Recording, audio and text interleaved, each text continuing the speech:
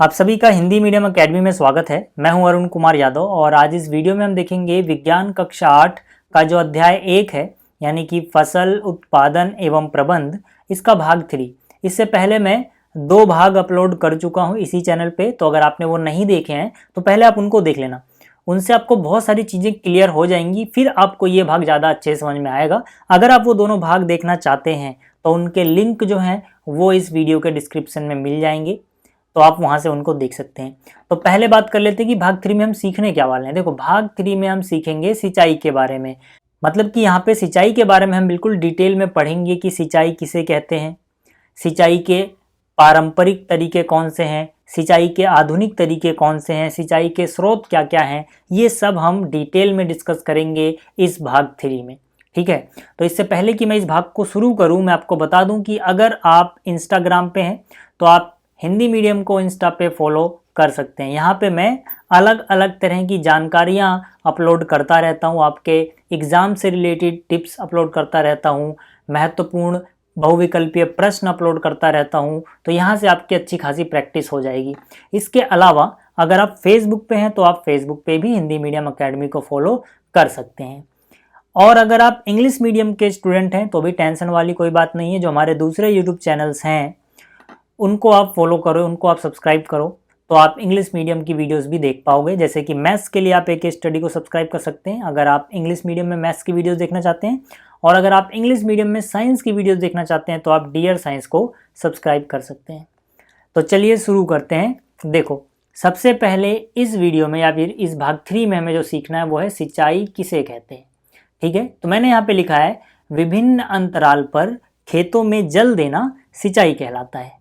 ठीक है, कहने का क्या मतलब है? कहने का मतलब है कि जब जो फसल के पौधे हैं उनको पानी की ज़रूरत है, ठीक है, तो हम अगर उनको पानी दे रहे हैं तो इसका मतलब है हम उनकी सिंचाई कर रहे हैं।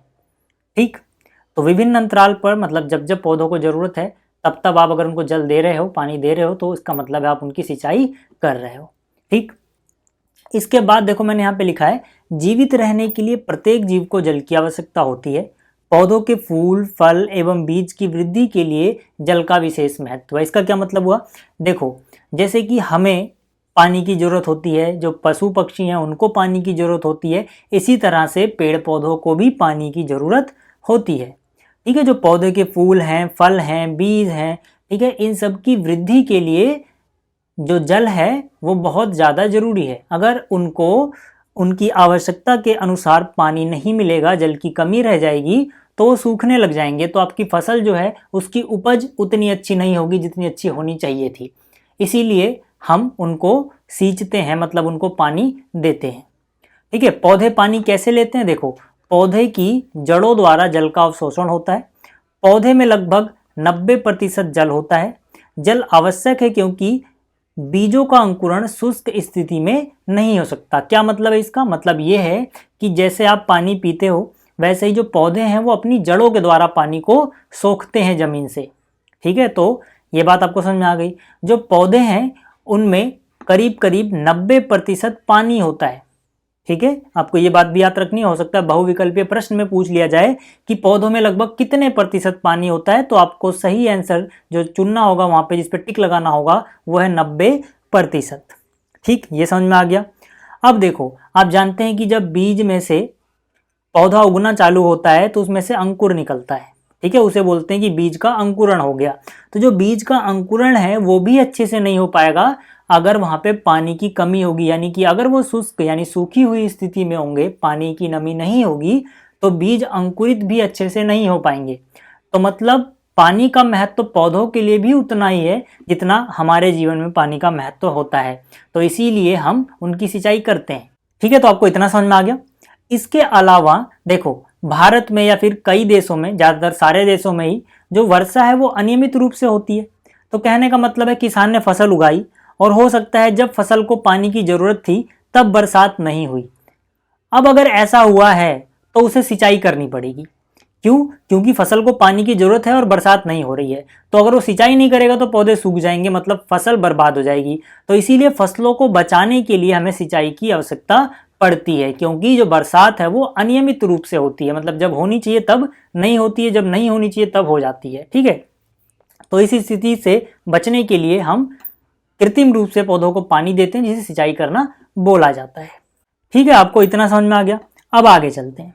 अब देखो, अब हमें सीखना है कि सिंचाई के स्रोत क्या होते हैं। सिंचाई के स्रोत से हमारा क्या मतलब है। देखो भाई, जब आप सिंचाई करोगे तो सिंचाई करने के लिए पानी तो कहीं ना कहीं से लाओगे ना। तो जहां से भी आप पानी लेके आ रहे हो सिंचाई करने के लिए, जिस स्रोत से भी सिंचाई के लिए पानी उपलब्ध हो रहा है, उसी स्रोत को हम सिंचाई के स्रोत बोलते हैं। तो यहाँ पे जब भी आपसे पूछा जाए कि सिंचाई के स्रोत से हमारा क्या मतलब है, क्या तात्पर्य है, या फिर सिंचाई के स्रोत किन्हें कहते हैं, तो आपको लिखना है उत्तर में वे सभी स्रोत जिनसे सिंचाई के लिए जल मिलता है, उन्हें सिंचाई के स्रोत कहते हैं। मतलब वो सारे स्रोत जो हमें पानी उपलब्ध करवा रहे हैं सिंचाई के लिए, हम उन्हें क्या बोलेंगे, हम उन्हें बोलेंगे सिंचाई के स्रोत। ठीक, इतना आपको समझ में आ गया। अब आगे देखते हैं कि इनके उदाहरण क्या क्या हैं, क्योंकि कभी कभी प्रश्न आता है सिंचाई के 3 स्रोतों के उदाहरण दे दो। ठीक है, तो हम क्या बोलेंगे, हम बोलेंगे कुएं, नलकूप, तालाब, झील, नदियां, बांध, नहर आदि जल के स्रोत हैं। मतलब इन सभी जगह से हमें पानी मिल सकता है सिंचाई करने के लिए।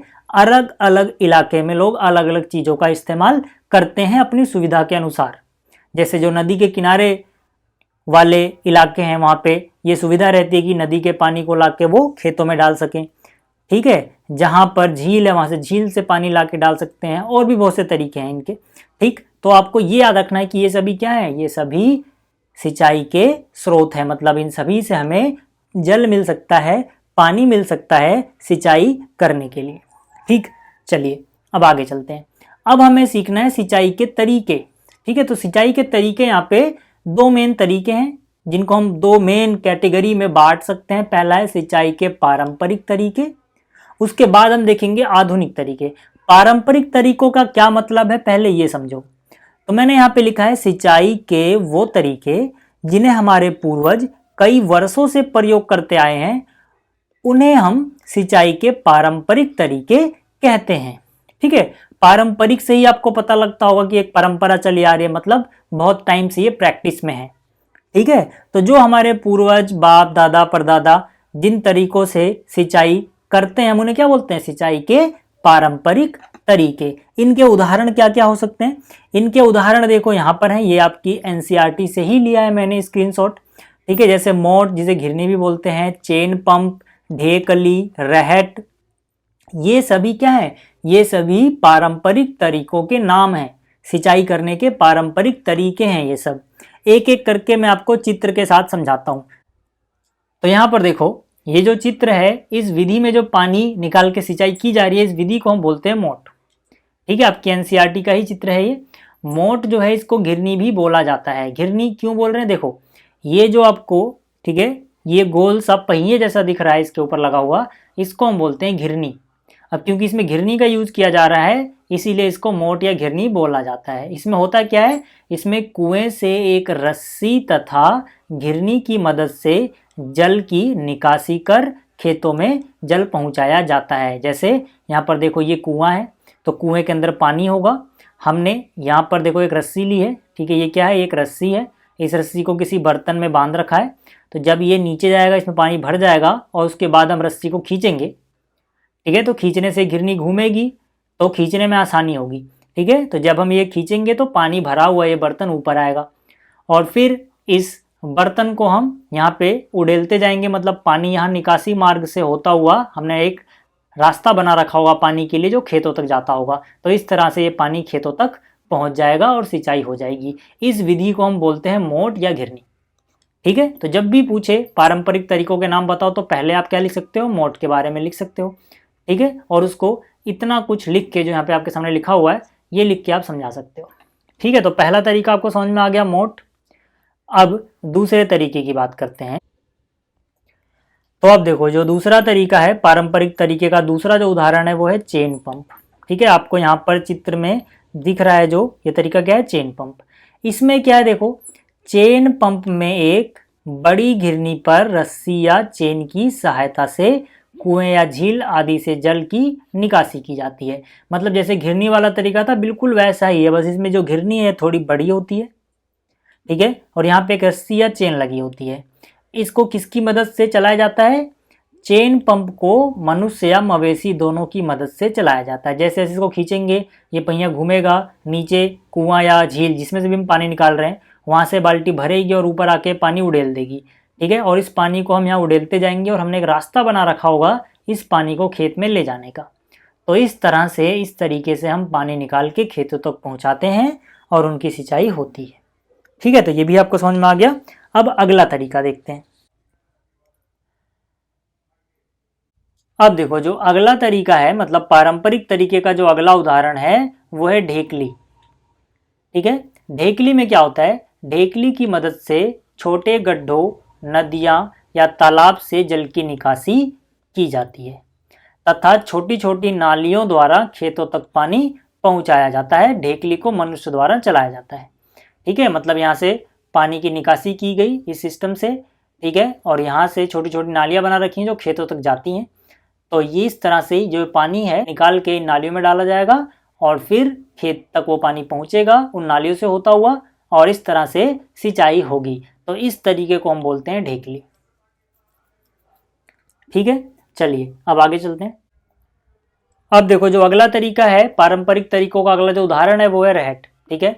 ये जो रहट है काफ़ी फेमस तरीका था सिंचाई करने का। पहले गांव वगैरह में इसका बहुत इस्तेमाल किया जाता था सिंचाई करने के लिए, ठीक है। रहट का हो सकता है आपने कभी न कभी टीवी में देखा हो, ठीक है। उसमें क्या होता था, बैल ऐसे घूम रहे होते हैं। बैलों को घूमने से होता क्या है कि ये चीज़ घूमती है और ये चीज़ नीचे से कनेक्टेड होती है यहाँ, ठीक है, ज़मीन के अंदर से इस घूमने वाले पहिए से, ठीक है। नीचे मान लो कुआं वगैरह है या पानी का कोई स्रोत है और इस पहिए के ऊपर यहाँ पे बाल्टियाँ बांध दी जाती हैं। तो जैसे जैसे ये घूमेगा ये बाल्टियाँ नीचे जाएंगी और पानी से भरती जाएंगी, और जैसे ही ऊपर आएंगी फिर ये पानी बाहर उड़ेलती जाएंगी। जो पानी बाहर उड़ेला इन्होंने, उस पानी को खेत तक पहुंचाने के लिए रास्ता बनाया गया होता है। तो मतलब जो रास्ता या नालियाँ बनाई गई हैं वहाँ से होता हुआ ये पानी खेतों तक पहुँच जाता है और सिंचाई हो जाती है। तो इसको हम बोलते हैं रहट। पहले इसका बहुत ज़्यादा इस्तेमाल किया जाता था गाँव वगैरह में। तो जब भी रहट के बारे में कुछ लिखने को आए तो आप लिख सकते हो, रहट प्रायः बैल, भैंस या अन्य मवेशी की मदद से चलाया जाता है। रहट का उपयोग कर कुएं या बड़े गड्ढे से जल की निकासी कर उसे खेतों तक पहुंचाया जाता है। तो इस तरह से, इस तरीके से सिंचाई हो जाती है, ठीक है।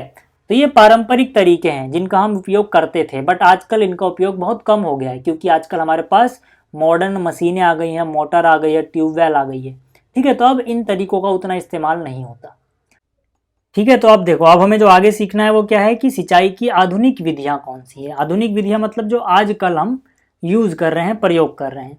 तो इसमें आपको दो विधियां पढ़नी है जो आपके एनसीईआरटी में है, जिसमें से पहला है छिड़काव तंत्र। हालांकि इनके अलावा भी विधियां होती हैं बट हमें सिर्फ दो विधियां पढ़नी है।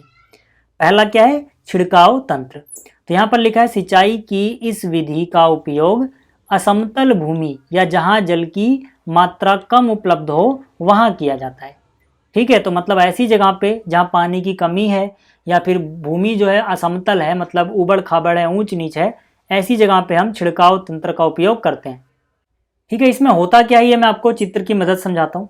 यहाँ पर जो ये चित्र है ये छिड़काव तंत्र का चित्र दिया गया है, ठीक है।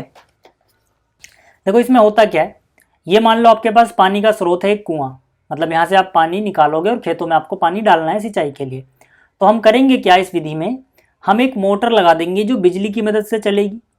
अब इस मोटर का काम क्या है कि ये पानी को इस कुएं में से निकालेगा इस पाइप के थ्रू।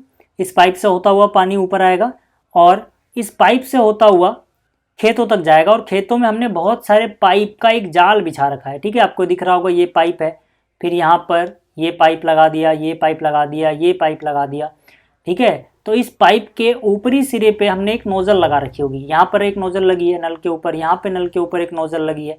इस नोजल का मतलब है कि इसमें पतले पतले छेद हैं। जैसे ही पानी यहाँ पर प्रेशर से जाएगा तो पानी का एक फव्वारा ऊपर की तरफ चला जाएगा, ठीक है, क्योंकि इसमें पतले पतले छेद हैं तो पानी फव्वारे के रूप में यहाँ पर ऊपर जाएगा। तो इस तरह से पानी का छिड़काव होगा और ये नोजल घूमते रहेंगे, मतलब अपने चारों ओर ये पानी का छिड़काव करेंगे और इस तरह से जो फसल है उसकी सिंचाई हो जाएगी, ठीक है। तो आपको इस चित्र की मदद से समझ में आ गया कि इसको हम छिड़काव तंत्र क्यों बोल रहे हैं, क्योंकि ये पानी का छिड़काव करके सिंचाई कर रहा है। अगर इसके बारे में लिखने को आता है तो आप यहाँ पे लिखोगे इसमें नलों के ऊपर की तरफ नोजल लगे होते हैं, ठीक है, जो इसकी टिप पे लगा हुआ है, नलों के वो टिप पे, इसको हम नोजल बोल रहे हैं, ठीक है, जो निरंतर घूमते रहते हैं और घूमते हुए वर्षा के जल की भांति जल का छिड़काव करते हैं। ठीक, तो ये आपको समझ में आ गया। अब आगे चलते हैं। इसके बाद जो दूसरी विधि अपने पास है वो उसको हम बोलते हैं ड्रिप तंत्र। ठीक है, ड्रिप तंत्र का मतलब ही होता है कि बूंद बूंद करके पानी सीधा जड़ों तक जाएगा। अब जो यहाँ पे लिखा है, इससे पहले इस चित्र को देखो, आपको समझ में आ जाएगा कि यहाँ पे जो लिखा हुआ है ऐसा क्यों लिखा गया है।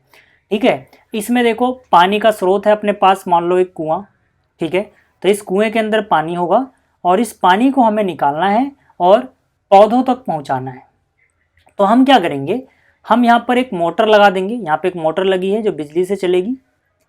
अब इस मोटर का काम क्या है कि भाई पानी इस पाइप से होता हुआ निकालेगी और इस पाइप में ये पानी प्रेशर से आगे जाएगा। ठीक, अब इस मेथड में या इस तरीके में हमने क्या कर रखा है कि जहाँ जहाँ पर पौधे हैं हमने वहाँ पे पाइप का जाल बिछाया है उनकी जड़ों के पास।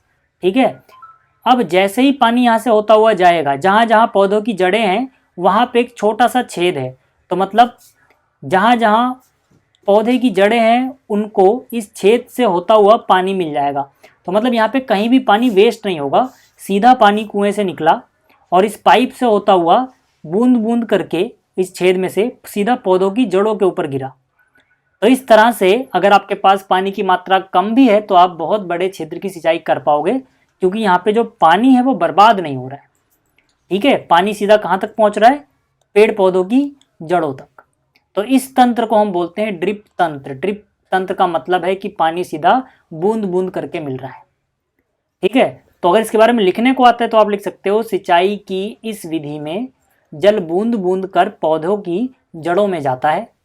यह फलदार पौधों और बगीचों को पानी देने का सर्वोत्तम तरीका, क्योंकि बगीचे या फलदार पौधे थोड़ी थोड़ी दूर लगाए गए होते हैं। ठीक है, तो एक पौधा यहाँ थोड़ी दूरी दूरी पे है, तो इस तरह से गैप मिल जाता है कि जहाँ जहाँ पे हमें जड़ों में पानी देना है। तो ऐसे पौधे जो थोड़ी थोड़ी दूर लगे हैं, फलदार पौधे या बगीचों वाले पौधे होते हैं, तो वहाँ पे ये तरीका ज़्यादा कारगर रहता है। इस तरीके की खास बात क्या है, इस तरीके की खास बात यह है कि इस विधि में जल बिल्कुल भी बर्बाद नहीं होता है। यानी कि जहाँ पे जल की कमी है वैसे इलाकों में ये एक वरदान की तरह है, क्योंकि आप कम पानी से भी ज़्यादा बड़े इलाके की सिंचाई कर पाते हो। ठीक है, तो उम्मीद आपको ये चीज़ें समझ में आ गई होंगी। तो इस वीडियो में इतना ही, जल्दी मिलेंगे अगली वीडियो में। Thanks for watching.